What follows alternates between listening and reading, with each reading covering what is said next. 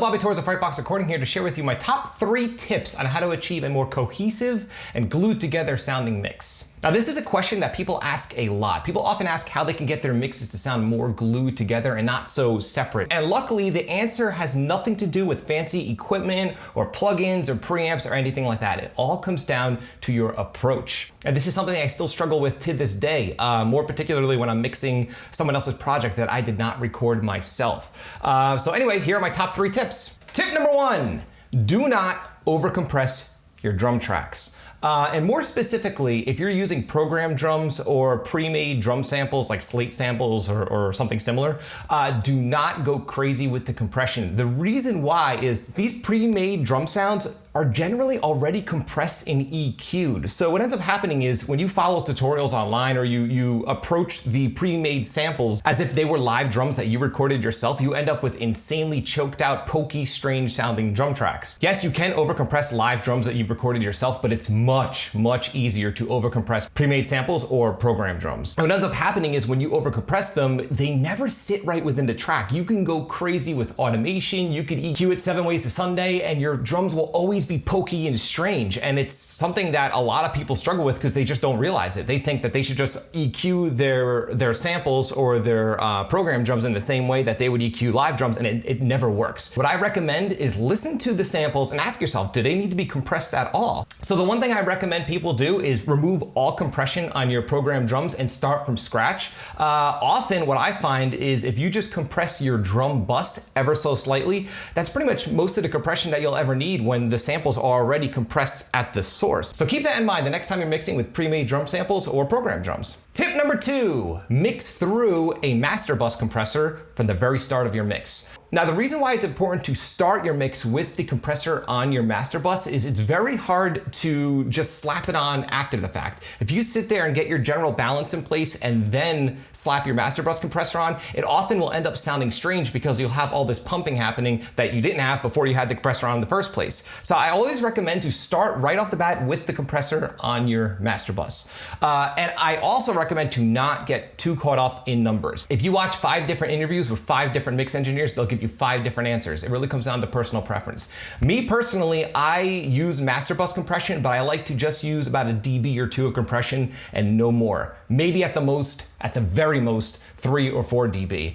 But that's not to say that more compression is wrong. If you watch interviews with Andy Wallace or Chris Lord-Alge, those guys sometimes have up to 8 dB of compression on their master bus. So again, there are no rules. The trick is that you mix through the master bus compressor. You do not get your whole mix set with automation and then slap it on after the fact. It very rarely works. Again, so by mixing through your master bus compressor from the very beginning of your mix, you end up with a way more cohesive, glued together sounding mix that sounds natural because it was a part of your mix from the very beginning. Again, if you slap it on after the fact, you end up with a mix that generally sounds strange and lumpy and pumpy, and you do not want that. Now, I'm a fan of the Waves SSL bus compressor, but it really does not matter what you use. The trick is to use it from the very start of your mix. So I'm gonna play this mix here that I have pulled up that I did a little while ago, and let's see how much compression is being engaged throughout the mix. Let's check it out.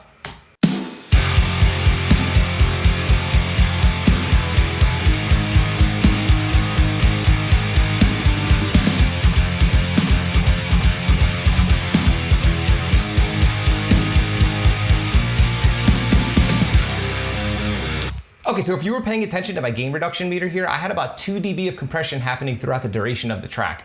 For me, this is kind of the sweet spot, but again, there are no rules. Some guys will prefer just a dB of compression, and some mix engineers have up to 8 dB of compression. So again, there are no rules. The trick is to start your mix through the compressor.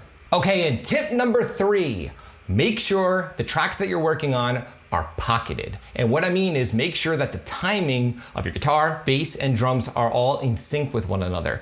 Now, this is something that's very often overlooked. People generally think that the magic is all within the mix and EQ settings and compression settings, but the truth is the performance has to be there. And if the performance isn't there, you must edit your tracks. I know there's all of this information, everyone is anti-editing online, but the truth is editing has been going on in studios for decades, even before computers existed within studios. People are slicing up tape and manipulating performances. And the reason why is any producer or engineer that has any experience, they know that performance is everything. And sometimes you're dealing with less than ideal performances. That is just the reality of the situation. Our job as mixers or engineers or producers is to deliver the best product possible. And luckily within DAWs, it's super simple to pocket your instruments to feel right. Now, I'm not saying that you want your music to sound like a robot is playing. It all depends on the genre. Certain genres, that's part of the sound, is robotic sounding drums and guitars. For example, djent. The whole sound of djent is editing, but that doesn't necessarily mean that you have to treat everything like that. Now, if you ever notice while you're mixing that your tracks are just not sitting right, no matter how you EQ, no matter how you compress,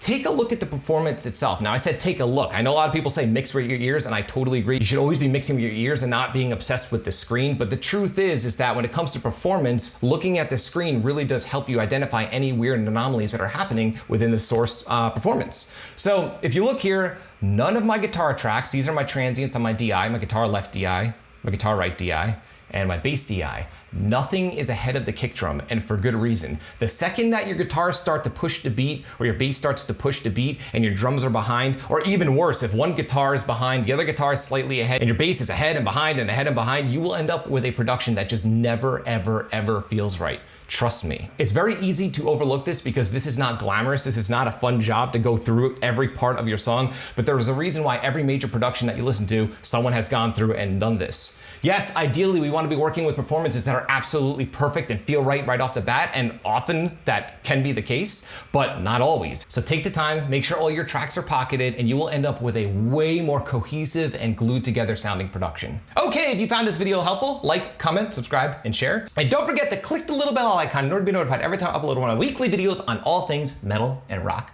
production. You can both like and follow me on Facebook and Instagram. Links are in the description below. And if you'd like, you can download my free quick EQ guide that contains all of my EQ settings that I always return to when starting a mix. There is a link in the description below. Until next time, happy mixing and pocketing.